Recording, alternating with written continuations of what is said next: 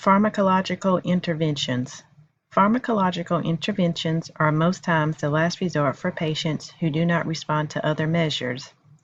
There are several classes of medications that can be used. The first is antipsychotic medications. These include haloperidol. These types of medications are used mainly for moderate to severe agitation.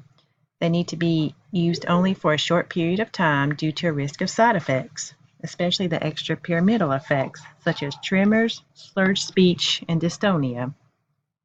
We can also use benzodiazepines, such as lorazepam.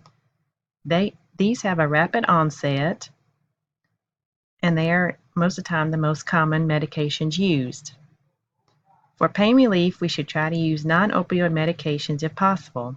However, in some studies, morphine has been shown to reduce and improve agitation. As with all medications given, we need to monitor the patients for any side effects.